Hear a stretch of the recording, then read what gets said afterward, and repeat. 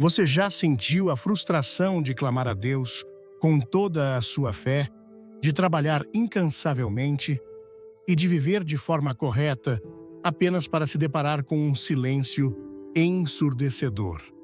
Já se perguntou, em meio à angústia, por quê? Porque, apesar das suas orações mais sinceras, as suas bênçãos parecem estar congeladas, retidas em algum lugar que você não consegue alcançar. Você não está sozinho nessa luta, e a resposta para esse bloqueio talvez seja a verdade mais chocante e libertadora que você ouvirá. A verdade é que o seu maior problema não é a sua situação financeira, a sua saúde ou as pessoas ao seu redor. A verdadeira batalha está acontecendo em uma dimensão que os seus olhos não podem ver. É por isso que hoje eu quero te levar diretamente ao que a palavra de Deus revela em Efésios, capítulo 6, versículo 12. Porque não temos que lutar contra a carne e o sangue, mas sim contra os principados, contra as potestades, contra os príncipes das trevas deste século, contra as hostes espirituais da maldade nas regiões celestiais. Essa escritura não é uma metáfora, é um diagnóstico. Ela nos afirma que por trás de cada porta que se fecha inexplicavelmente, de cada oportunidade perdida no último segundo e de cada atraso que drena a sua esperança, pode haver uma guerra espiritual ativa, uma estratégia invisível meticulosamente desenhada para te parar. Portanto, o nosso objetivo nesta mensagem é exatamente este. Vamos juntos desmascarar as táticas que Satanás e os espíritos que te vigiam usam para bloquear as bênçãos que Deus já liberou para a sua vida. Eu não vou apenas te mostrar como o inimigo opera, eu vou te equipar com o conhecimento para identificar essas influências, para resistir a elas com a autoridade que Cristo te deu. E, finalmente, para recuperar cada centímetro do terreno que o inimigo ousou roubar de você. E antes de começarmos a desvendar esses mistérios, eu quero te fazer um convite. Se você está pronto para quebrar as correntes da estagnação e declarar guerra contra tudo o que tem retido o seu destino, escreva agora mesmo nos comentários: minha vitória chegou. E eu te garanto, assista até o final, porque a última chave que vou revelar tem o poder de mudar completamente o rumo da sua história a partir de hoje. Desde o princípio dos tempos, as trevas têm um propósito específico: imitar, sabotar e destruir tudo que vem da luz. Satanás não age ao acaso. Ele não lança ataques sem estratégia, nem se apresenta sem antes estudar com precisão o seu alvo. E tu és um deles. Talvez nunca tenhas pensado nisso dessa forma, mas há uma guerra silenciosa se desenrolando ao teu redor. Uma batalha na qual o teu nome não é apenas conhecido, mas também constantemente observado. As bênçãos que Deus preparou para ti não estão perdidas, estão sendo bloqueadas por uma vigilância espiritual que não podes ver com os olhos, mas que tem consequências reais na tua vida diária. E tudo começa com um olhar atento, astuto, meticuloso por parte do inimigo. Jó foi um homem íntegro, temente a Deus e afastado do mal. No entanto, até ele foi alvo dessa vigilância obscura. Em Jó 1, versículos 6 a 8. Ora, num dia em que os filhos de Deus vieram apresentar-se perante o Senhor, veio também Satanás entre eles. Então, o Senhor disse a Satanás: "De onde vens?" E Satanás respondeu ao Senhor e disse: de rodear a terra e de andar por ela. E o Senhor disse a Satanás: Observaste o meu servo Jó, porque ninguém há na terra semelhante a ele, homem íntegro e reto, temente a Deus e que se desvia do mal. Não foi por acaso que ele mencionou Jó imediatamente depois. Ele o conhecia, sabia como vivia, como pensava, e ainda assim esperava o momento oportuno para testar sua fé e, se possível, destruir sua bênção. Essa não é apenas uma história do passado. Hoje também se repete na vida de muitos, talvez na tua. Já sentiste que algo se interpõe? Horas trabalhas, fazes o correto, mas a promessa não chega? Não é que Deus tenha esquecido, que te prometeu. É que o inimigo levantou uma vigilância contra ti.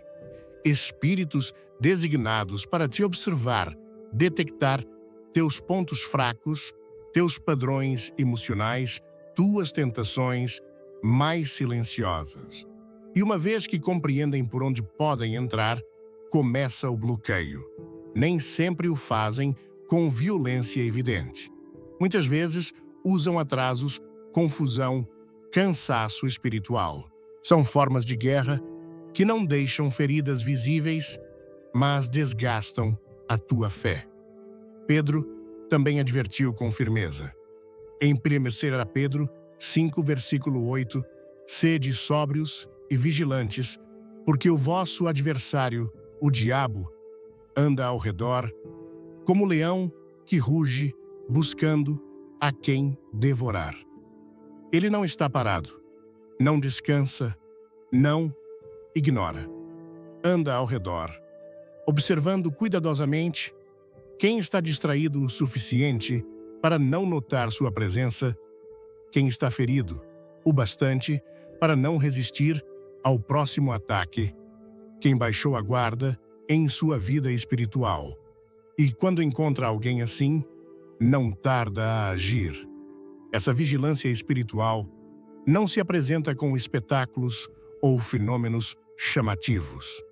Muitas vezes, manifesta-se através de pensamentos repetitivos, sentimentos de indignidade, uma sensação persistente de fracasso ou portas que se fecham justo quando pensavas que se abririam.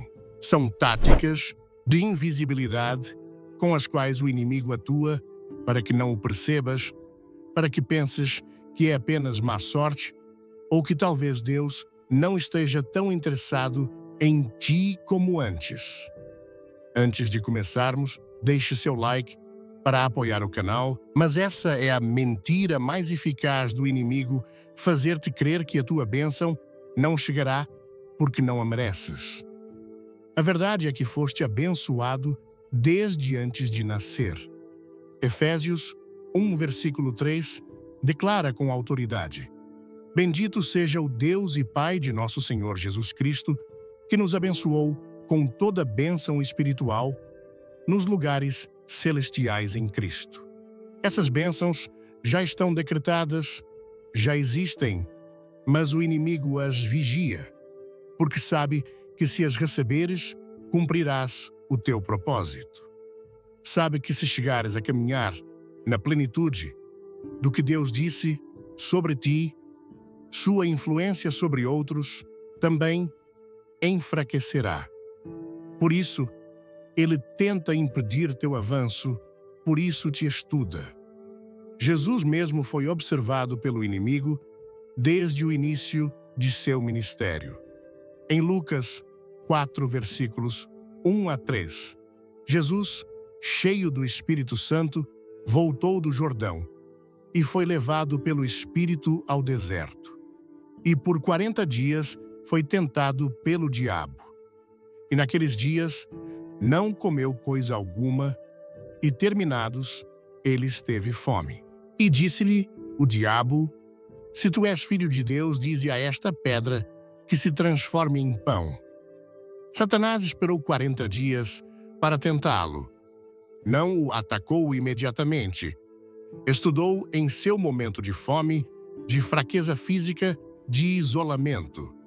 E foi então que lançou suas ofertas. Mas Jesus respondeu com a palavra: cada tentação foi derrubada com um "está escrito". Porque a única forma de desarmar uma vigilância espiritual é manter-se coberto pela verdade de Deus, não com esforço humano, nem com justificativas racionais, mas com autoridade bíblica. Não estás sozinho nessa batalha. Deus nunca permite que o inimigo haja sem limites. No mesmo relato de Jó, em Jó 1, versículo 12, disse o Senhor a Satanás: eis que tudo quanto ele tem está na tua mão. Somente contra ele não estendas a tua mão. E Satanás saiu da presença do Senhor. Isso demonstra que mesmo no meio do ataque mais intenso, o inimigo só pode agir até onde Deus permite. Mas isso não significa que devas ser passivo. Deves estar alerta, vigiando, como disse Jesus em Mateus 26, versículo 41. Vigiai e orai, para que não entreis em tentação.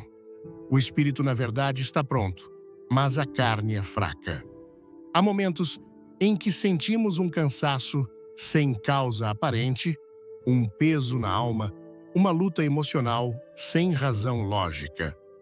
Nessas horas, o inimigo está mais ativo que nunca porque identificou uma brecha, uma fraqueza, uma zona vulnerável em ti. E é ali que começa sua obra, sussurrando mentiras, trazendo lembranças que alimentam a culpa, fazendo-te sentir insignificante diante do plano de Deus.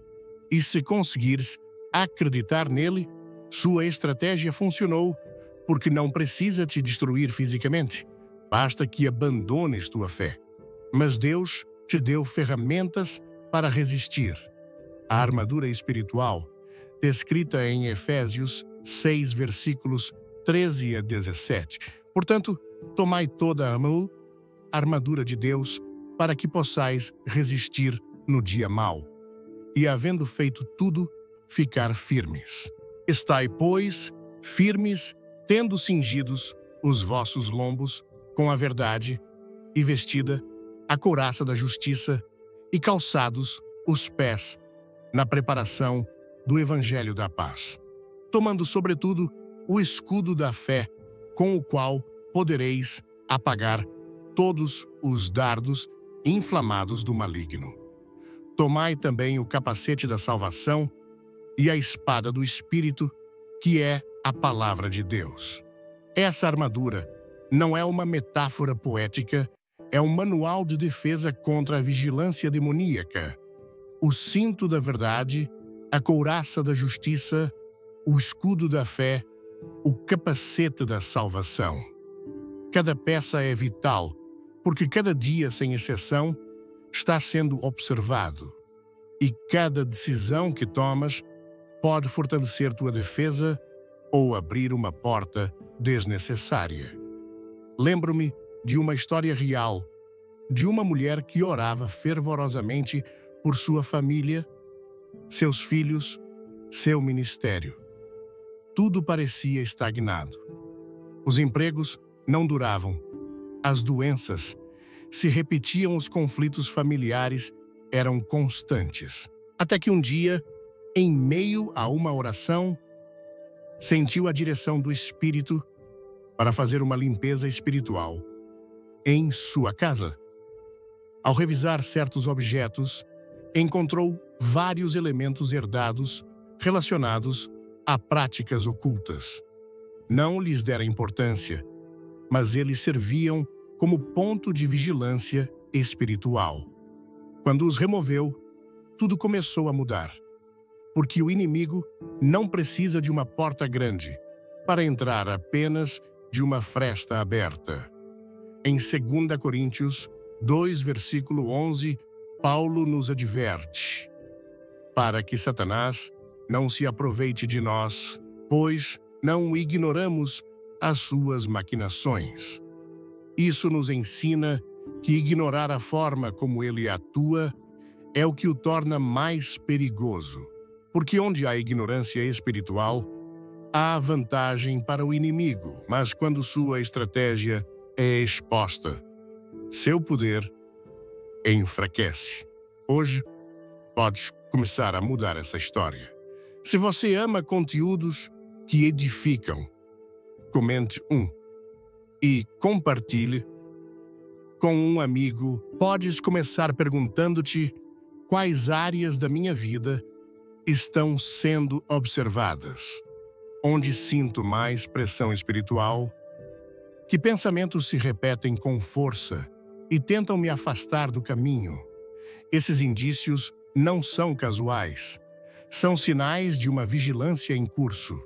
E é ali que deves levantar o escudo da fé e declarar que nenhuma arma forjada contra ti prosperará, como diz Isaías 54, versículo 17. Nenhuma arma forjada contra ti prosperará, e toda língua que se levantar contra ti em juízo, tu a condenarás. Esta é a herança dos servos do Senhor, e a sua justiça vem de mim, diz o Senhor. Há anjos também te observando, esperando tuas orações, teus decretos, teus passos de fé para agir em teu favor. Porque assim, como há espíritos designados pelo inimigo, também há exércitos celestiais enviados por Deus. Em 2 Reis 6, versículos 16 e 17, respondeu Eliseu: Não temas, porque mais são os que estão conosco do que os que estão com eles. E orou Eliseu e disse: Rogo-te, ó Senhor, que lhe abras os olhos para que veja. E o Senhor abriu os olhos do moço e ele viu, e eis que o monte estava cheio de cavalos e carros de fogo ao redor de Eliseu. Isso também é real hoje. Não estás sozinho. A vigilância inimiga existe, mas a cobertura de Deus é maior. Agora que sabes disso, não podes permitir que tua vida se desenvolva com passividade. Tua oração deve se tornar mais estratégica, tua adoração mais intencional, tua santidade mais firme, porque cada ação que tomas com fé é uma barreira que impede o acesso do inimigo. Cada palavra de vida que declaras enfraquece sua vigilância. E cada vez que escolhes confiar em Deus, em vez de ceder ao medo, estás cancelando um ataque que fora cuidadosamente planejado contra ti. Satanás estuda, mas Deus revela. Satanás observa, mas Deus te protege. E embora haja espíritos que te vigiam para frear tuas bênçãos, o Espírito Santo vive em ti para garantir que chegues exatamente onde Deus planejou. O inimigo pode saber teu nome, mas não tem autoridade sobre teu destino. Só tu decides se acreditas nas mentiras que ele sussurra ou nas promessas eternas que Deus já escreveu sobre ti. Há algo que o inimigo conhece muito bem. Deus é justo, e essa justiça implica que ele não pode abençoar o que está deliberadamente contaminado. Quando há pecado não confessado na vida de um crente, cria-se uma brecha espiritual. Não importa o quanto ores, jejues ou declares uma promessa com firmeza. Se há transgressões escondidas, não tratadas, nem reconhecidas diante de Deus, as bênçãos ficam suspensas, bloqueadas no plano espiritual. É ali que os espíritos vigilantes encontram acesso legal para operar, não porque Deus o permita por capricho, mas porque foram quebrados princípios que ele estabeleceu desde a eternidade. Provérbios 28, versículo 13, estabelece com clareza inquestionável: o que encobre os seus pecados não prosperará, mas o que os confessa e deixa alcançará misericórdia. Essa é uma lei espiritual. O pecado encoberto detém o avanço. Não se trata de erros cometidos por ignorância, mas de atos justificados, ignorados ou simplesmente arquivados no interior, como se não existissem. Quando se tolera uma área de desobediência, cede-se ao inimigo um direito de ocupação. E esse direito é suficiente para que espíritos designados bloqueiem caminhos, fechem oportunidades e embacem o que deveria ser claro. O Salmo 66, versículo 18, diz de forma ainda mais direta: Se eu no coração contemplasse a iniquidade, o Senhor não me teria ouvido. O problema não é apenas o pecado como ação, mas a atitude interior que decide mantê-lo sem arrependimento. Enquanto essa condição persistir, as orações ficam interrompidas. E quando a comunicação com o céu é obstruída, os céus também se fecham para a manifestação das bênçãos. No mundo espiritual, não há neutralidade. Cada decisão, cada omissão, cada pensamento sustentado que contradiz a vontade de Deus tem peso legal perante as potestades. Não se trata de condenação, mas de autoridade. Quando um crente guarda pecado sem confessar, caminha com brechas. O inimigo sabe disso e, como acusador, conforme Apocalipse 12, versículo 10. Pois foi expulso o acusador de nossos irmãos, o qual, diante do nosso Deus, os acusava de dia e de noite. Ele se apresenta para denunciar essas áreas perante o trono. Isso não é figurativo, é uma realidade espiritual contínua. E se essa acusação tiver base a intervenção do inimigo, não pode ser detida até que haja arrependimento genuíno. Um dos exemplos mais claros está na história de Acã, no livro de Josué. O povo de Israel acabara de conquistar Jericó sob a direção milagrosa de Deus, mas na batalha seguinte, contra um inimigo pequeno como Ai, foram derrotados. Por quê? Porque Acã desobedeceu ao mandato de não tomar do anátema. Um único ato de desobediência ao culto afetou toda a nação. Josué 7, versículo 1 diz: Mas os filhos de Israel cometeram uma transgressão quanto ao anátema, porque Acã, filho de Carmi, filho de Zabdi, filho de Zerá, da tribo de Judá, tomou do anátema. E a ira do Senhor se acendeu contra os filhos de Israel.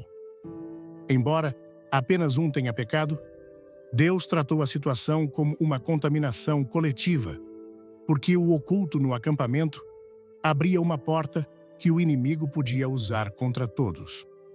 O pecado não confessado não bloqueia. Apenas bênçãos pessoais também pode afetar famílias inteiras, gerações, comunidades. Não se esqueça de se inscrever e ativar o sino para não perder nada. O mundo espiritual é regido por pactos e princípios. Quando se viola um princípio sem confissão, ativa-se uma maldição legal, que pode persistir até que alguém decida enfrentá-la com a verdade. Por isso, o arrependimento não é uma opção decorativa na vida espiritual, é um requisito para o fluir do favor divino. Isaías 59, versículos 1 e 2, expressa com uma força que não deixa dúvidas: Eis que a mão do Senhor não está encolhida para salvar, nem o seu ouvido endurecido para ouvir. Mas as vossas iniquidades fizeram separação entre vós e o vosso Deus, e os vossos pecados encobriram o seu rosto para que não vos ouça. Não é que Deus tenha mudado, Não é que seu poder tenha diminuído. É o pecado não tratado que interrompe o canal entre o céu e a terra. É essa barreira invisível que bloqueia a intervenção divina. Embora a promessa já tenha sido decretada, o inimigo conhece esse princípio e, por isso, não precisa tentar o tempo todo com novos pecados. Basta que mantenha sem confissão o velho. Ele sabe que, enquanto isso seguir oculto, não há avanço. Não importa o quanto avances fisicamente, se no espiritual estás atado à bênção, não chega, porque Deus não pode respaldar o que está em rebelião. O Salmo 32, versículos 3 e 4, descreve o efeito espiritual de guardar pecado. Enquanto calei, envelheceram-se os meus ossos pelo meu gemido todo o dia. Porque de dia e de noite a tua mão pesava sobre mim. O meu vigor se tornou em sequidão de estio. O desgaste interior, a estagnação, a perda de vitalidade ocorrem quando se evita o quebrantamento. No Novo Testamento, Pedro ensina um princípio que demonstra como áreas específicas de pecado afetam diretamente nossas orações. Em 1 Pedro 3, versículo 7, ele fala aos maridos dizendo: igualmente vós maridos vivei com elas, com entendimento, dando honra à mulher como vaso mais fraco, e como sendo elas herdeiras convosco da graça da vida, para que as vossas orações não sejam impedidas. Isso revela que o pecado relacional, a injustiça, a dureza de coração, tem a capacidade de fechar o canal espiritual. Não são atos isolados, são bloqueios ativos que detêm o mover de Deus na vida de quem os pratica. É importante entender que o pecado não confessado não é apenas o que se faz, mas também o que se tolera. Santiago 4, versículo 17 esclarece: aquele, pois, que sabe fazer o bem e não o faz, comete pecado. O inimigo também vigia isso. Não precisa que caias em uma grande transgressão. Basta que te mantenhas indiferente ao que sabes que deves mudar. Essa indiferença se torna cumplicidade espiritual, e a cumplicidade abre portas. Deus não busca perfeição humana, mas integridade. Davi foi chamado um homem segundo o coração de Deus, não porque não pecasse, mas porque seu coração era rápido para se arrepender. O Salmo 51, versículo 2, é a maior prova disso. Após pecar com Batseba, Davi não justificou, não escondeu, não transferiu a culpa. Ele se quebrou. Lava-me completamente da minha iniquidade e purifica-me do meu pecado. Esse clamor restaurou sua conexão com Deus e permitiu que a bênção fluísse outra vez. Quando um crente vive com uma consciência cauterizada, justificando o injustificável, torna-se refém do inimigo. Não porque Deus o rejeitou, mas porque sua falta de confissão mantém ativa a acusação. Mas a confissão desativa o direito do inimigo. 1 João 1, versículo 9, afirma com firmeza: se confessarmos os nossos pecados, Ele é fiel e justo para nos perdoar os pecados e nos purificar de toda injustiça. A confissão não é apenas verbal, é um ato de rendição espiritual que restabelece a cobertura divina. O Espírito Santo não deixa o crente na ignorância. Quando há pecado que precisa ser confessado, ele o revela através da palavra do discernimento do peso espiritual na consciência. Ignorar essa voz não apenas endurece o coração, também fortalece o argumento do inimigo no tribunal espiritual.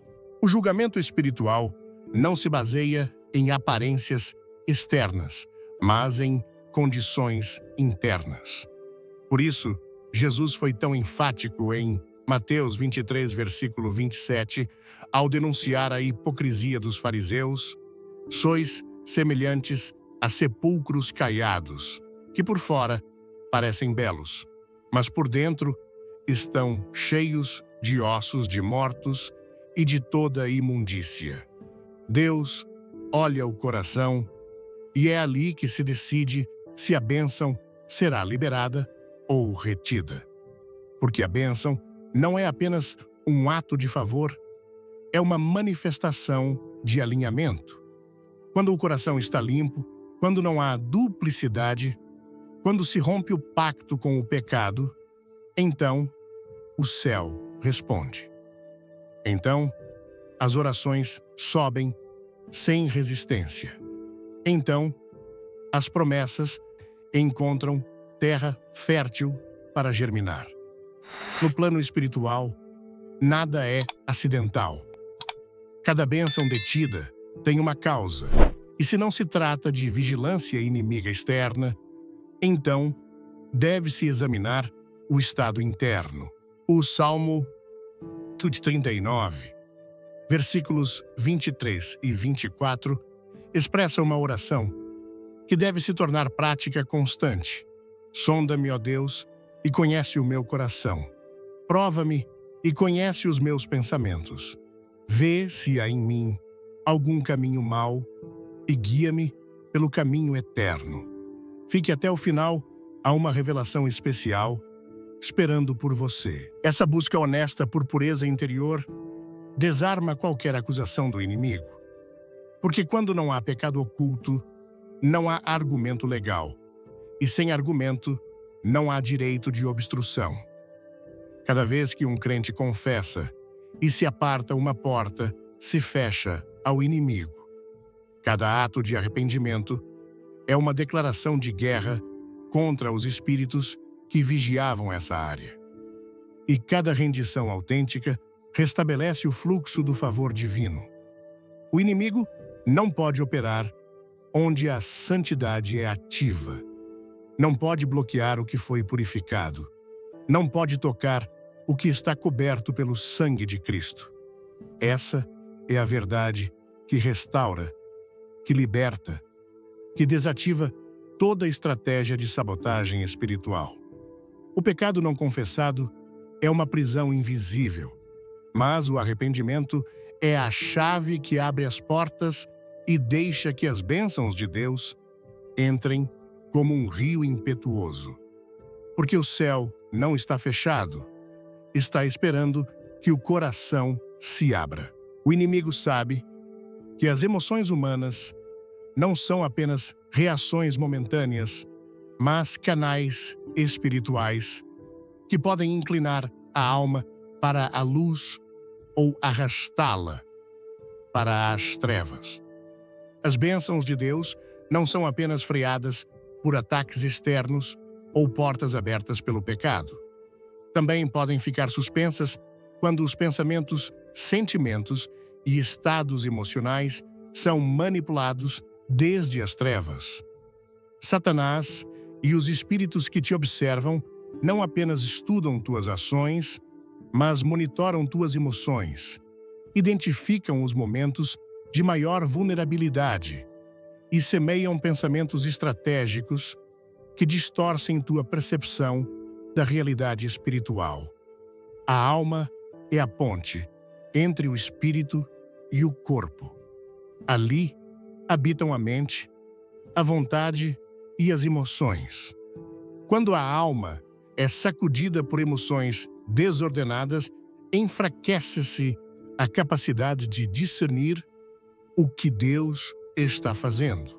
A tristeza não tratada torna-se desesperança. O ódio não rendido torna-se rancor. O medo persistente transforma-se em incredulidade. Nesse terreno de confusão interna, o inimigo constrói fortalezas. O apóstolo Paulo explicou em 2 Coríntios 10, versículos 4 e 5.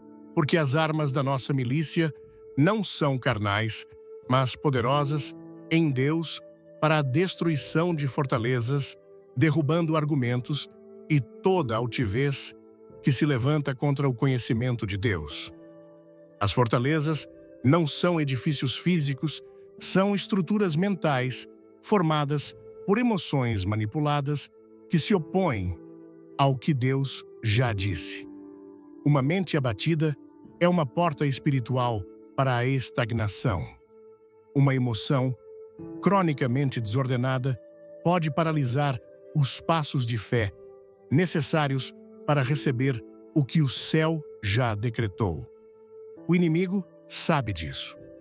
Não precisa atacar com destruição aberta, se pode controlar pela tristeza, ansiedade, temor ou autocomiseração.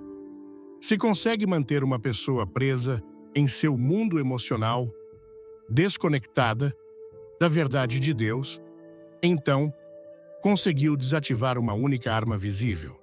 É uma estratégia mais eficaz que qualquer confrontação direta. Jesus, no jardim do Getsemane, viveu um momento de intensa pressão emocional. A tristeza de sua alma era tal que disse em Mateus 26, versículo 38, "A minha alma está profundamente triste até a morte." No entanto, ele não permitiu que essa tristeza dirigisse sua decisão. Prostrou-se, orou e submeteu-se ao Pai. É nessa rendição que reside a chave para evitar que o inimigo use as emoções como armas.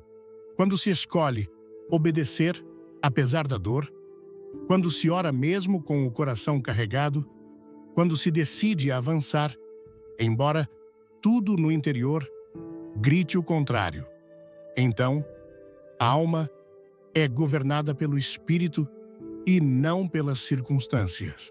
Em muitos casos, as bênçãos estão atrasadas não por falta de fé, mas por uma guerra emocional não resolvida. O povo de Israel, às portas da terra prometida, permitiu que o medo distorcesse sua percepção. Em Números 13, versículo 33, confessaram: "Éramos, a nosso ver, como gafanhotos, e assim lhes parecíamos." Não foi Deus quem disse que eram pequenos. Foi a percepção emocional deles que os fez ver derrotados antes de entrar. Esse temor bloqueou sua entrada por 40 anos. A promessa estava pronta, mas a emoção manipulada anulou a fé. Essa é uma das formas mais comuns de bloqueio das bênçãos. A emoção se eleva acima da verdade. As emoções não devem ser ignoradas, mas sim submetidas à autoridade da palavra. O Salmo 42, versículo 5, mostra esse princípio com poder. "Por que estás abatida, ó minha alma, e te perturbas dentro de mim? Espera em Deus, pois ainda o louvarei." Aqui, o salmista não nega sua tristeza, mas também não se rende a ela. Fala à sua alma, ordena-lhe que espere. Lembra-lhe em quem está a sua esperança. Essa ação espiritual detém a manipulação emocional. É um ato de guerra interior que desativa a vigilância espiritual, que busca aproveitar-se do quebrantamento da alma. Os espíritos designados pelo inimigo observam quando o crente se sente só traído, rejeitado ou cansado. Sabem que essas emoções não resolvidas são o terreno mais fértil para plantar mentiras. A tristeza pode fazer-te crer que não és amado por Deus. O medo pode fazer-te pensar que não tens futuro. A culpa pode convencer-te de que não és digno das bênçãos. Mas todas essas são distorções, não realidades. Por isso, Paulo exorta em Efésios 4, versículo 27, nem deis lugar ao diabo. Ceder a uma emoção negativa, sem confrontá-la com a verdade, dá acesso às trevas para operar desde dentro. As bênçãos espirituais precisam de fé ativa, mas também de estabilidade emocional. Não é possível receber e sustentar o que Deus dá se o coração está governado por emoções oscilantes. Quer mais mensagens como esta? Diga nos comentários o que achou. O apóstolo Tiago adverte com clareza em Tiago 1, versículos 6 a 8. Peça, porém, com fé, não duvidando. Porque o que duvida é semelhante à onda do mar, que é levada pelo vento e lançada de um lado para outro. Não pense, pois, esse homem que receberá coisa alguma do Senhor. O homem de ânimo dobre é inconstante em todos os seus caminhos. O ânimo dobre não é apenas dúvida mental, é o resultado de emoções sem domínio. Hoje crê, amanhã desespera. Hoje ora, amanhã desiste. Esse vai e vem emocional bloqueia a manifestação do que já foi prometido.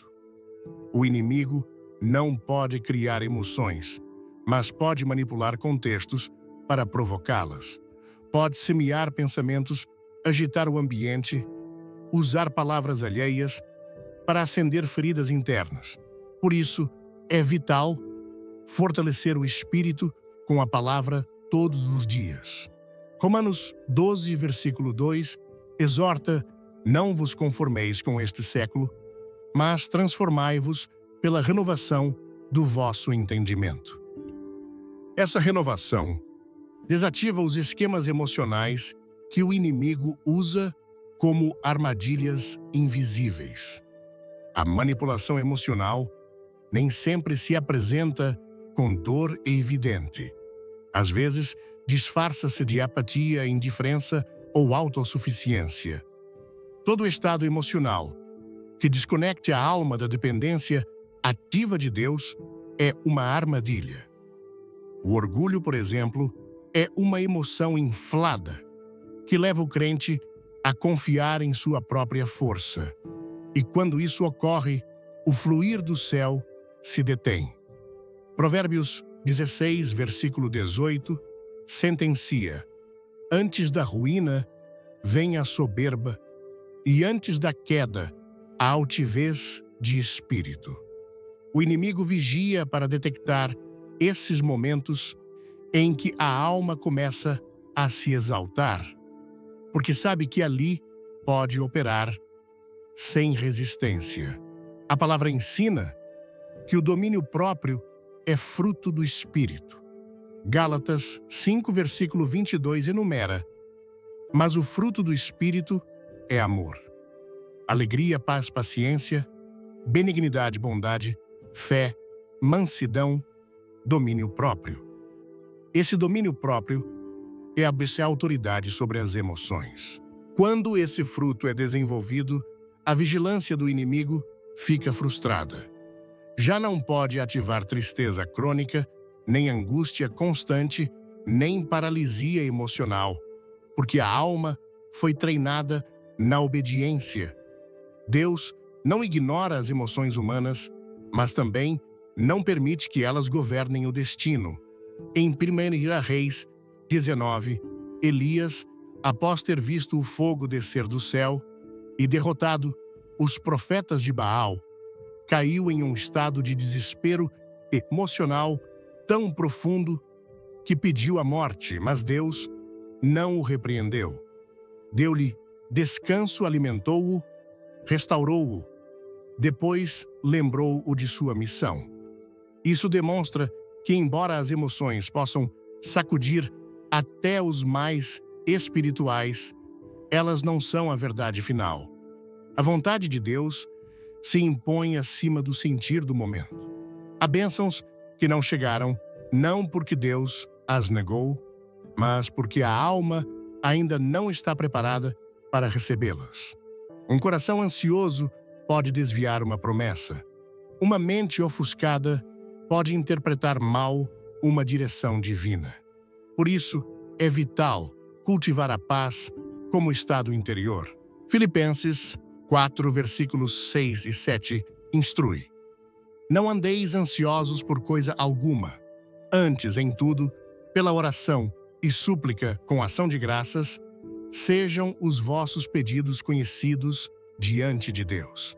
E a paz de Deus, que excede todo o entendimento, guardará os vossos corações e os vossos pensamentos em Cristo Jesus. Essa paz é uma muralha espiritual que protege do sabotagem emocional. Quando ela governa o inimigo, não encontra acesso. O Espírito Santo não apenas guia no espiritual, também sana as emoções. Isaías 61, versículo 1, profetiza sobre Cristo: O Espírito do Senhor Deus está sobre mim, porque o Senhor me ungiu para pregar boas novas aos mansos. Enviou-me a restaurar os contritos de coração. Jesus não veio apenas para perdoar pecados, mas para restaurar a alma. Um coração restaurado é terra fértil para a bênção. Uma alma sã pode receber, sustentar e multiplicar o que o céu entrega. O inimigo sabe disso e, por isso, tenta manter aberta cada ferida emocional. Mas a cura foi decretada na cruz. Não há emoção que Cristo não possa redimir. Cada lágrima que brotou em meio à espera foi registrada. O Salmo 56, versículo 8 diz: Contas as minhas vagueações. Põe as minhas lágrimas no teu odre. Não estão elas no teu livro. As emoções não são ignoradas no céu, mas devem ser governadas na terra. Porque só um coração firme pode ver a glória manifestada. Só uma mente renovada pode sustentar o eterno. Deus depositou em ti promessas imensas. O inimigo observou tuas emoções, tentou agitá-las, desviá-las e usá-las como correntes invisíveis para reter o que te pertence. Mas agora, sabes que não estás obrigado a obedecer o que sentes. Estás chamado a crer no que Deus disse.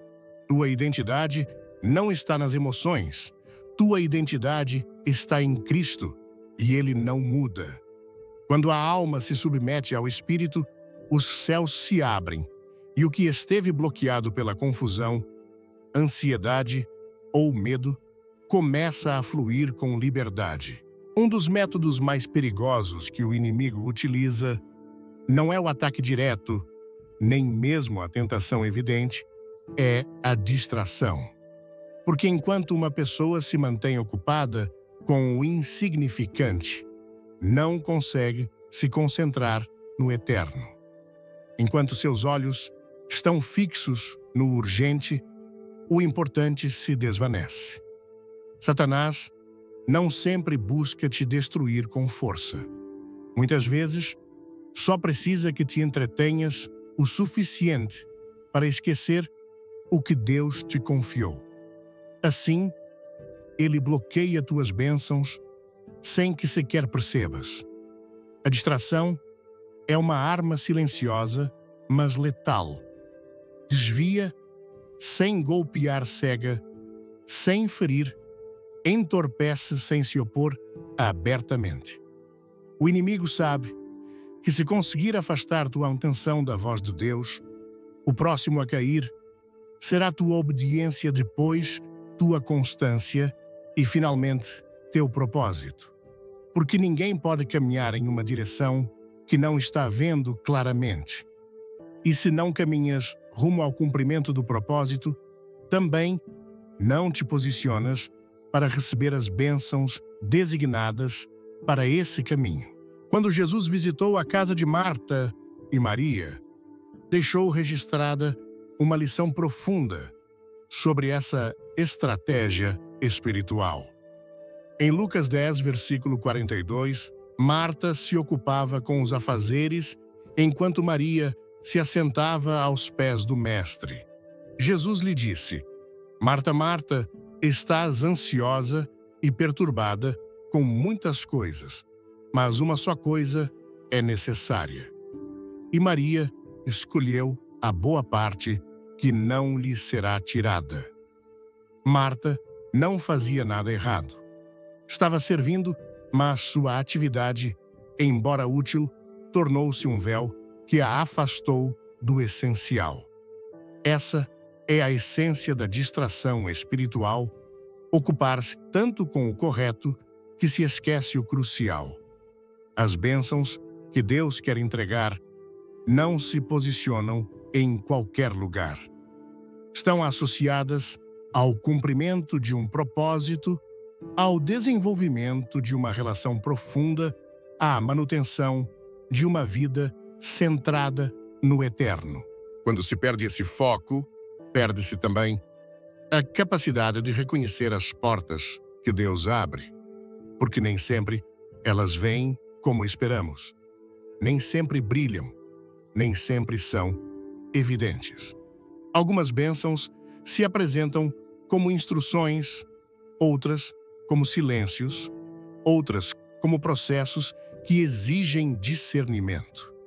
Mas se a mente está cheia de ruído, se o coração está carregado de ocupações externas, então esses movimentos celestiais passam despercebidos. No livro de Êxodo, quando Moisés subiu ao monte para receber a lei, o povo se impacientou. Não suportaram o silêncio, não toleraram a espera. Então, pediram um bezerro de ouro. Essa é uma das ilustrações mais contundentes de como a distração espiritual pode provocar uma desviação drástica do plano divino. A espera não era castigo, era preparação, mas a falta de foco levou à idolatria. Em vez de olhar para o céu, baixaram o olhar para o ouro.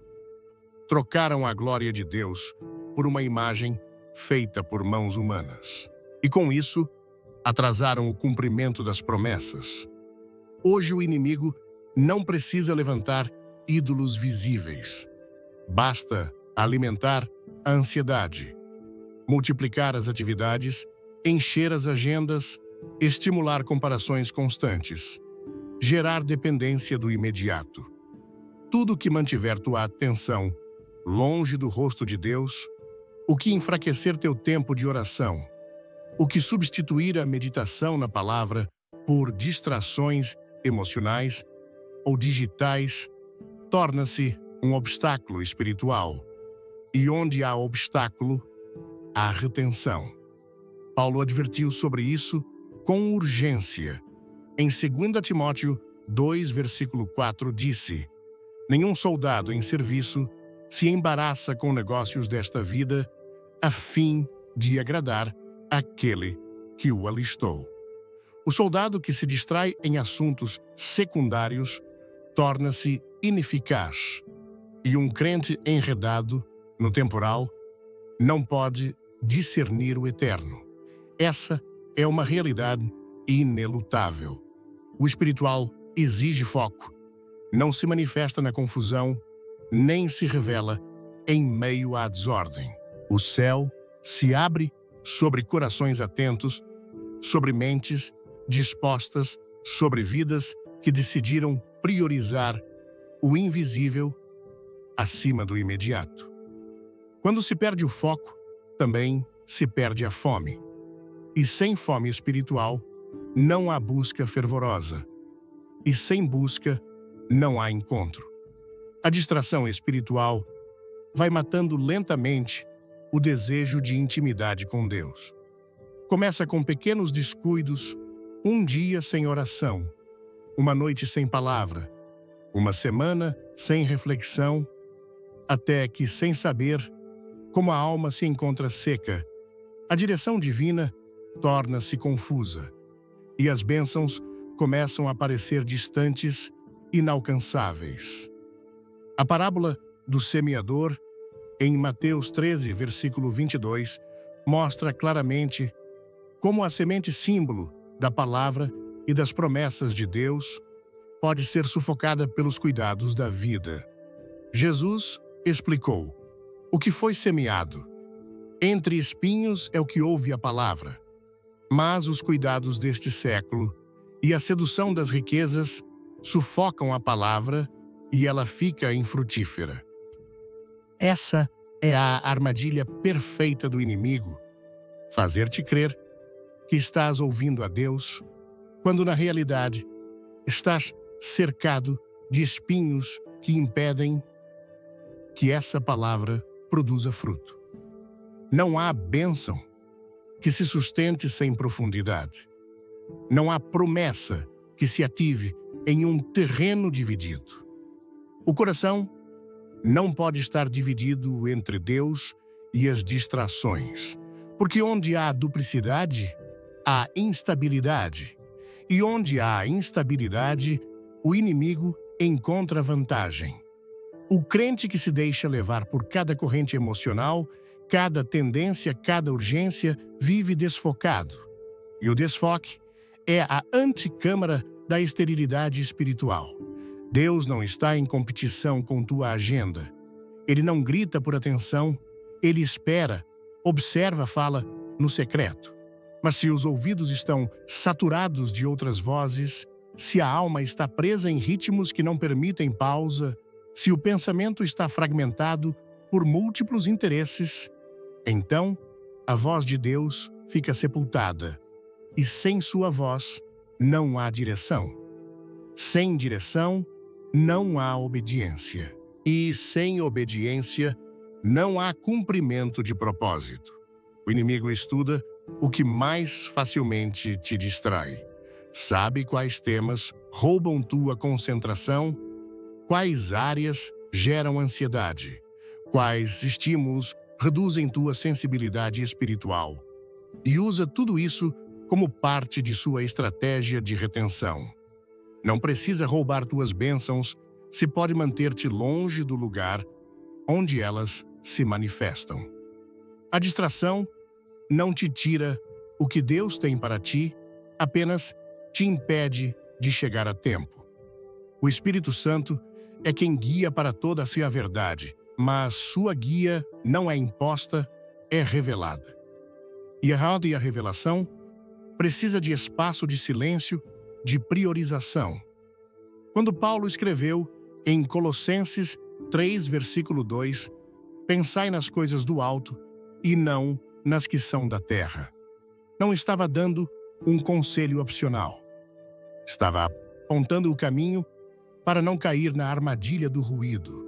O que está no alto só se percebe quando o que está embaixo deixa de absorver o olhar. A distração espiritual nem sempre é visível. Pode estar no aparentemente inocente, em conversas vazias, em conteúdos que entretêm, mas não edificam, em dinâmicas que esgotam, mas não produzem fruto. O inimigo busca que invistas tua energia no que não tem retorno espiritual. Porque quando estás exausto pelo que não edifica, não tens força para o que realmente transforma. Assim, teus passos se atrasam, tua paixão esfria, tuas bênçãos se detêm. Mas também há uma resposta. A palavra é a lâmpada que ilumina o caminho. Quando se reordena a vida, a partir da perspectiva do reino, quando se coloca Deus no centro e se ajusta tudo mais ao redor dessa prioridade, então o que parecia invisível começa a se revelar. O tempo de qualidade com Deus torna-se o momento mais produtivo. A oração deixa de ser uma rotina e se converte em comunhão viva. A busca já não parece um peso, mas um encontro. E nesse lugar, a distração perde poder, porque a presença de Deus focaliza. Em Hebreus 12, versículo 2, somos exortados, olhando para Jesus, autor e consumador da fé. Não para as circunstâncias, não para as opiniões, não para as tendências, mas para Jesus. Somente quando o olhar está fixo nele, a alma encontra direção. Somente então se pode discernir quando o inimigo lançou uma distração para desviar a atenção. Porque nem todas as oportunidades são portas de Deus. Nem tudo que é atraente é bênção. Às vezes, o que brilha mais forte é exatamente o que pretende te desviar do que já está alinhado com o céu. Deus segue falando, segue mostrando, segue abrindo caminhos, mas se o coração está distraído, não há como ver. E se não vês, não avanças. E se não avanças, não possuis. O inimigo nem sempre te rouba o que Deus te deu, muitas vezes apenas te distrai o suficiente para que nunca o reclames. E enquanto tua atenção estiver dividida, a tua autoridade também estará. É tempo de se desenredar, de calar vozes desnecessárias, de reduzir o ruído interno, de voltar ao essencial, de buscar o invisível como se fosse o mais real. Porque quando a alma se alinha, a bênção flui. Quando o foco se restaura, a visão se esclarece. E quando se recupera o olhar para o céu, as portas que estavam bloqueadas começam a se abrir. No design divino, as relações são canais de bênção, estruturas de apoio mútuo, reflexos do amor de Deus na terra. Mas o inimigo também as estuda, examina, analisa e, se encontra uma fresta, utiliza como armas. Satanás sabe que uma relação errada, uma conexão tóxica ou uma influência contaminada pode ser suficiente para frear o avanço de uma vida inteira. As bênçãos que Deus preparou não são entregues no vácuo. Muitas vezes estão ligadas a vínculos estratégicos, a acordos espirituais, a pessoas colocadas por Deus para acompanhar, afirmar e impulsionar teu propósito. Por isso, o inimigo não vigia apenas a ti, também vigia quem está perto de ti. Desde o princípio, as Escrituras revelam como uma relação mal direcionada pode alterar o curso do destino. Eva foi seduzida pela voz errada no momento errado. A serpente não a atacou com violência, mas com diálogo. Envolveu-a. E a partir dessa conversa, desencadeou-se uma cadeia de consequências que afetou toda a humanidade. Não foi uma guerra visível, foi uma influência que distorceu a verdade. Assim, é como o inimigo opera, nem sempre entra com força, entra com conexão, porque sabe que as relações são portas. E se conseguir manipular uma, pode entrar sem resistência. Salomão, com toda a sua sabedoria, caiu por causa de alianças com mulheres que adoravam deuses estranhos. Em 1 Reis 11, versículo 4, registra-se, pois sucedeu que no tempo da velhice de Salomão, suas mulheres lhe perverteram o coração para seguir outros deuses, e o seu coração não era perfeito para com o Senhor seu Deus. Não foi falta de conhecimento, foi uma relação constante com o que era errado. O que começa como tolerância torna-se desvio. E onde há desvio do coração, também há atraso do propósito. As bênçãos que estavam ligadas a uma obediência plena começaram a se fragmentar, por causa da influência do que nunca deveria ter permanecido por perto. O inimigo não precisa tocar teu propósito, se pode tocar tuas relações. Uma amizade que alimenta a dúvida, uma aliança que fortalece o pecado, uma voz que questiona a verdade com sutileza. Tudo isso são instrumentos de vigilância espiritual. Espíritos designados estudam os padrões dos teus vínculos, detectam tuas dependências emocionais e operam através de pessoas estrategicamente posicionadas. Não porque essas pessoas sejam demoníacas, mas porque seus corações estão disponíveis para serem usados sem discernimento.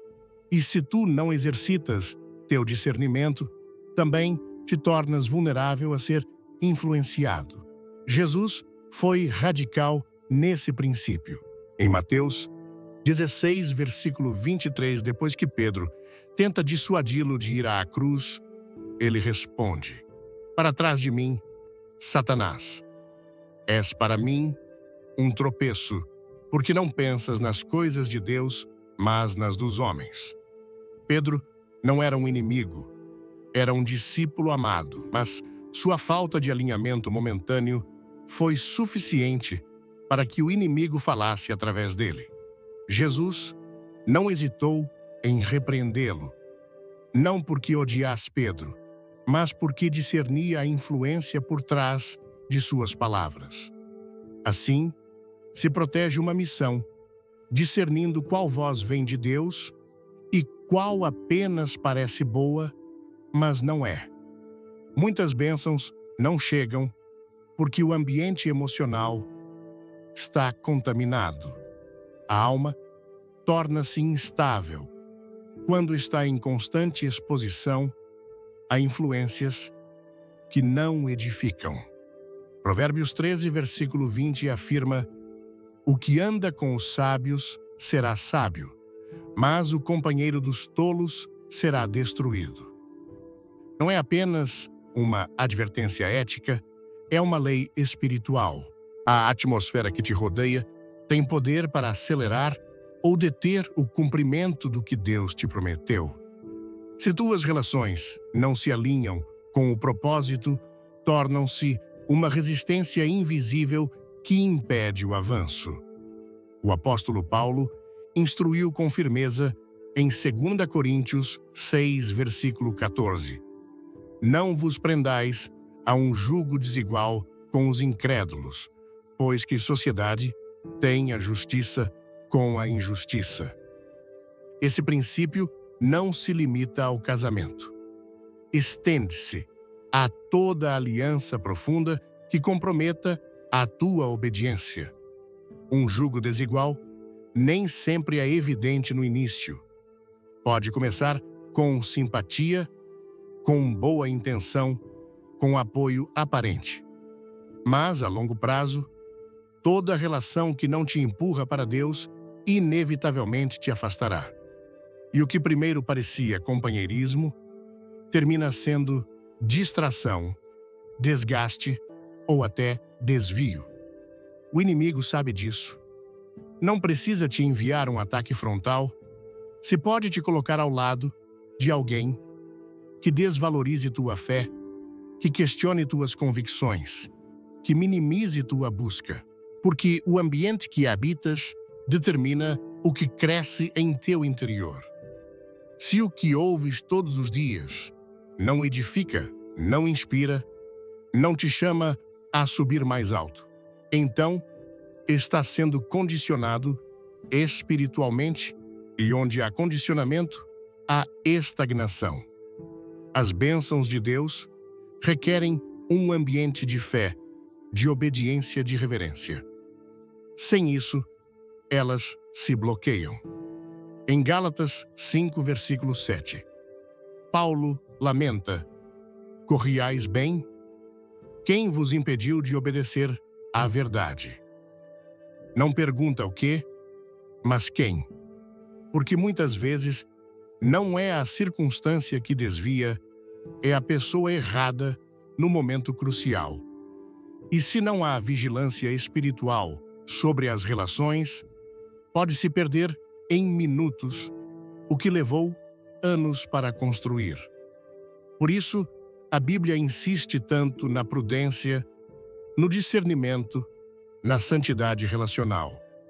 Deus coloca pessoas para acelerar teu propósito, para proteger teu chamado, para ativar tua fé, mas também permite que teu discernimento seja provado. E se decides manter por perto o que contamina, não é Deus quem retém tua bênção, és tu quem impede que ela flua. O Salmo 1, versículo 1, declara, desde seu primeiro versículo, bem-aventurado o homem que não anda no conselho dos ímpios, nem se detém no caminho dos pecadores, nem se assenta na roda dos escarnecedores. Essa separação não é elitismo espiritual, é autoproteção. É entendimento do campo de batalha, onde se disputam as bênçãos. Há relações que, se não forem corrigidas, tornam-se ataduras. Há alianças que, se não forem discernidas, transformam-se em jugos, e há proximidades que, se não forem revisadas, tornam-se armadilhas. Nem todo vínculo é do céu, nem toda amizade é inofensiva, nem toda conexão é benéfica.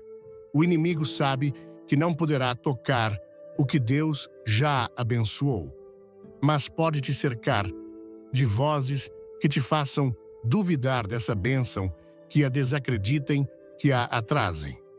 E se não cortas com isso pouco a pouco, o que estava por se manifestar se congela no plano espiritual. Por isso é urgente uma limpeza no ambiente, não baseada em emoções, nem impulsos, mas em direção divina. Não se trata de rejeitar pessoas, mas de estabelecer limites espirituais. Decidir que o acesso ao teu coração só pertence ao que te impulsiona para Deus, ao que honra sua palavra, ao que fortalece teu chamado.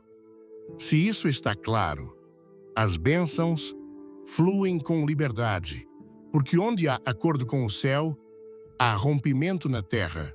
Onde há alinhamento, há aceleração. Onde há limpeza, há poder. Deus não apenas observa o que perdeste, Ele também te deu autoridade para recuperá-lo. Embora Satanás e os espíritos que te vigiam tenham bloqueado tuas bênçãos, há uma verdade que permanece imutável. Nada está definitivamente perdido quando se caminha sob a autoridade espiritual delegada por Cristo. O inimigo pode ter ocupado um terreno, mas não tem direito legal de reter o que foi designado para ti. Se tu te levantas no poder do Espírito e tomas posição, a recuperação não depende do tempo transcorrido, mas do poder ativado pela fé obediente. Joel 2, versículo 25, declara com autoridade celestial: restituir-vos-ei os anos que foram consumidos pelo gafanhoto, pelo pulgão, pelo brugo e pela lagarta, o meu grande exército que enviei contra vós. Deus não promete apenas restaurar o visível, promete devolver o que parecia consumido, os anos perdidos, as oportunidades fechadas, os frutos retidos. Mas essa promessa se ativa quando há humilhação, jejum, oração e determinação espiritual. Não se trata de resignação, mas de guerra santa. Não se trata de nostalgia, mas de conquista. A autoridade espiritual não é uma teoria, é uma realidade que deve ser exercida. Jesus disse em Lucas 10, versículo 19, eis que vos dou autoridade para pisar serpentes e escorpiões, e sobretudo o poder do inimigo, e nada vos fará dano. Essa autoridade não está limitada a momentos extraordinários. É uma herança ativa, um chamado a deixar de ser vítima do sabotagem espiritual e começar a exercer domínio em nome daquele que está acima de todo nome. Cada vez que declaras a palavra com fé, estás empurrando o inimigo para fora do terreno que ele usurpou. Cada vez que oras com convicção, estás quebrando cadeados invisíveis. Cada vez que decides caminhar em santidade, estás fechando portas por onde antes entravam as trevas. O terreno perdido, muitas vezes, foi entregue por negligência, por pecado ou por distração. Mas o sangue de Cristo não apenas limpa o pecado, também restaura a posição. Em Hebreus 4, versículo 16, somos convidados com ousadia. Acheguemo-nos, pois, com confiança ao trono da graça, para que possamos receber misericórdia e achar graça para socorro em tempo oportuno. Essa aproximação traz restauração. O inimigo não pode impedir o acesso ao trono se o coração se rende com sinceridade. O que antes estava bloqueado se desata quando o espírito se alinha ao céu. Quando o filho pródigo voltou em si, não regressou com direitos, mas com quebrantamento. Mas o pai o restaurou por completo. Lucas 15 mostra como aquele que perdeu sua herança recuperou sua posição, sua dignidade e sua identidade. Porque a autoridade espiritual não se baseia no mérito, mas na paternidade. Quando entendes que pertences, começas a reclamar o que te foi designado. E então, a restauração se ativa não apenas no externo, mas no interno. Já não és escravo do passado, és herdeiro do reino. Davi entendeu esse princípio quando o inimigo saqueou seu acampamento em Ziclag. Em 1 Samuel 30, versículo 8, consultou a Deus: perseguirei este bando, alcançá-lo-ei. E Deus respondeu: persegue-o, porque certamente o alcançarás e sem falta libertarás os cativos. Essa é a resposta que Deus dá a todo filho que se levanta em autoridade. Recupera tudo, mas a recuperação exige movimento. Não se logra esperando, logra-se avançando. O inimigo não solta o que usurpa até que alguém com autoridade o enfrente. A autoridade espiritual se reforça com obediência constante. Não se trata de gritar mais alto, mas de viver mais rendido. Santiago 4, versículo 7, estabelece a ordem correta: sujeitai-vos, pois, a Deus, resisti ao diabo, e ele fugirá de vós. Sem sujeição, não há resistência efetiva, mas quando o coração se submete, a resistência espiritual torna-se invencível. E então, o que esteve estagnado começa a se mover. O que esteve fechado começa a se abrir. O que esteve vigiado por espíritos contrários agora é custodiado por anjos do céu. Não importa quanto tenhas perdido, nem quantos anos tenham passado. Se decidires caminhar hoje nessa autoridade, começarás a ver como as bênçãos retidas se liberam. Porque Deus não está limitado pelos teus erros, mas ativado pela tua fé. O inimigo pode vigiar, mas não pode deter a obediência. Pode observar, mas não pode cancelar a promessa. Quando o terreno é recuperado com autoridade, a glória de Deus se manifesta com maior intensidade que antes da perda. A verdadeira guerra não se trava apenas no que vês, mas no que não estás vendo. E se há algo que o inimigo teme, é que despertes para essa realidade. Porque o maior bloqueio não é a vigilância demoníaca, mas a ignorância espiritual. Quando compreendes que cada área estagnada pode estar sujeita a uma estratégia invisível, começas a orar com foco, a caminhar com autoridade, a ouvir com discernimento e a viver com propósito. Já não reages apenas à dor ao atraso ou à frustração. Agora, ages a partir da revelação. Deus não projetou tua vida para que vivas em derrota, nem para que te conformes com migalhas espirituais. Ele planejou plenitude, propósito e avanço. Mas essa plenitude não se conquista com passividade, mas com vigilância ativa. Jesus advertiu em Marcos 14, versículo 38, vigiai e orai, para que não entreis em tentação.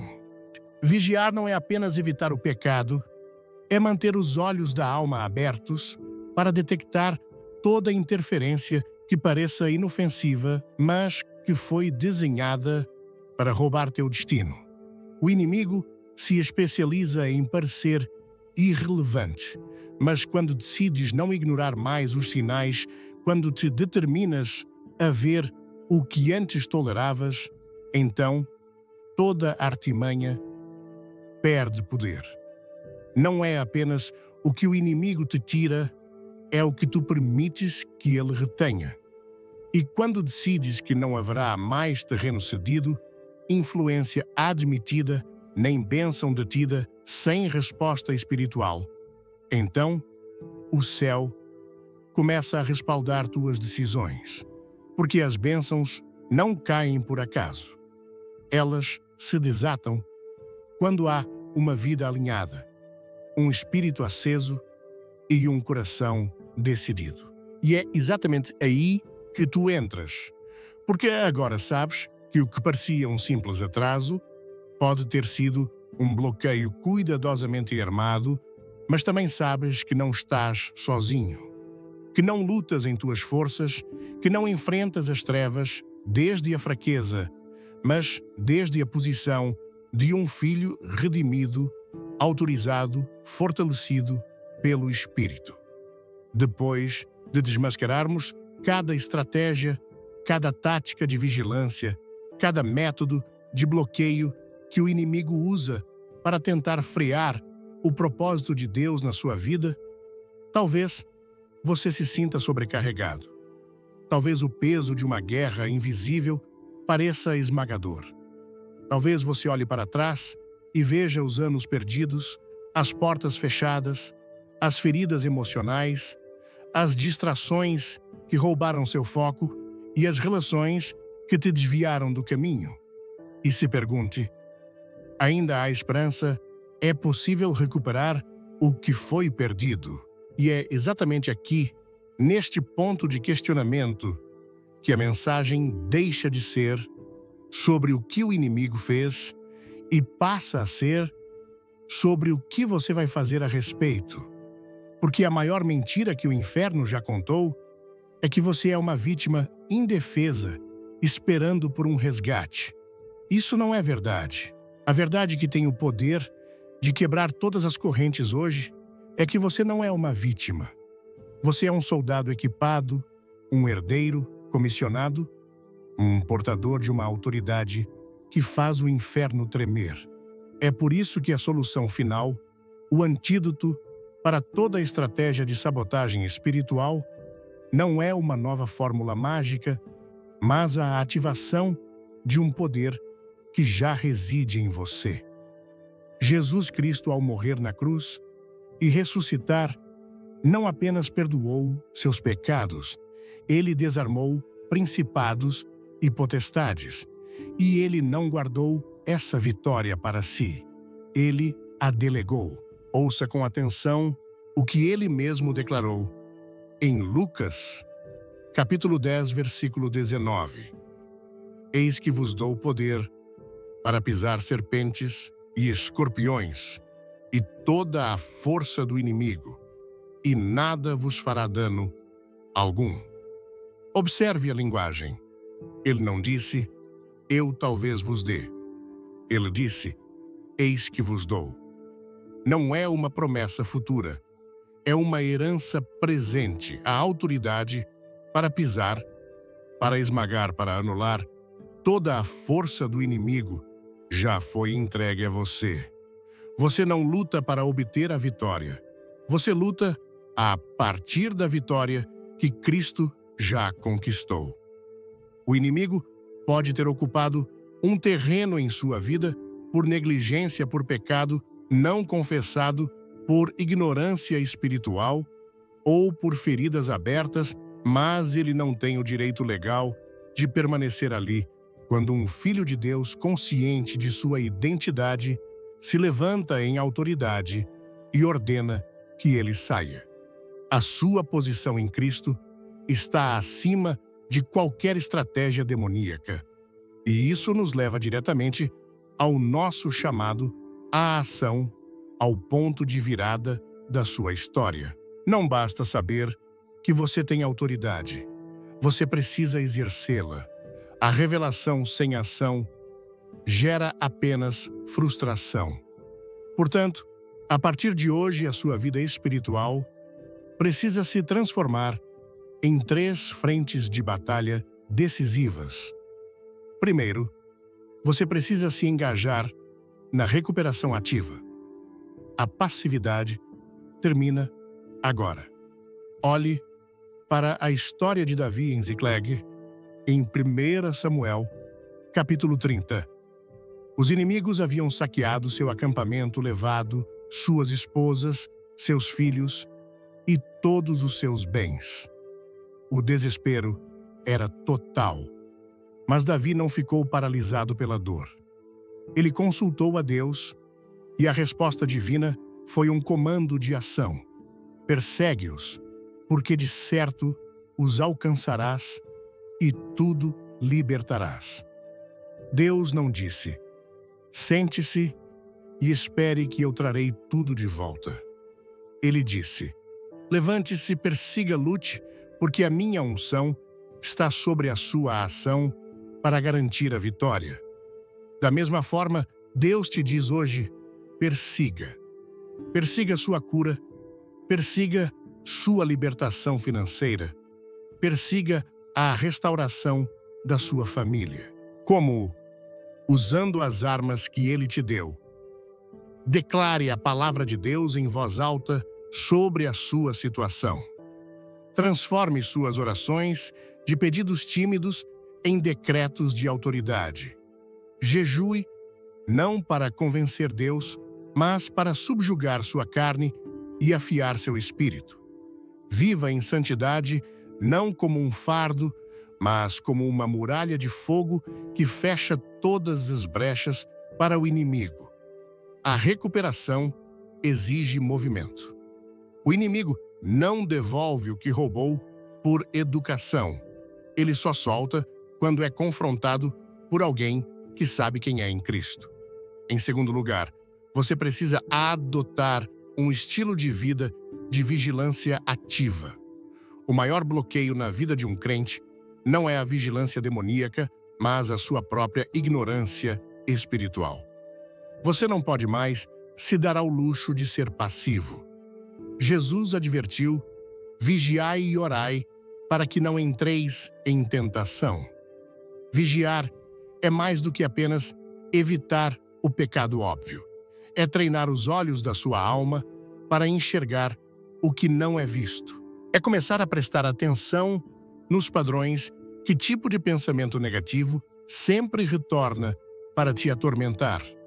Em qual área da sua vida a frustração é constante? Que tipo de conversa ou ambiente sempre drena a sua fé? Esses não são acasos, são sinais, são rastros da atividade inimiga. Um crente vigilante não reage mais aos problemas. Ele age a partir da revelação. Ele não espera a crise chegar para orar. Ele ora para que a crise não encontre lugar para se instalar. Você não foi chamado para viver apagando incêndios, mas para caminhar em um território protegido pela sua própria percepção espiritual, discernindo as ciladas antes que elas se armem. E, finalmente, A terceira frente de batalha é a reconexão do seu foco. Satanás não precisa te destruir se ele conseguir te distrair. Se a sua atenção estiver dividida, sua autoridade também estará. É por isso que a palavra nos ordena em Colossenses 3:2. Pensai nas coisas que são de cima e não nas que são da terra. Isso é um comando estratégico. É tempo de fazer uma limpeza radical na sua agenda, na sua mente e no seu coração. Desvincule-se de tudo o que drena sua energia espiritual sem produzir fruto eterno. Silencie as vozes desnecessárias para poder ouvir a voz de Deus. Coloque o seu tempo de intimidade com Ele, não como a última tarefa do dia, mas como a prioridade que alinha todas as outras.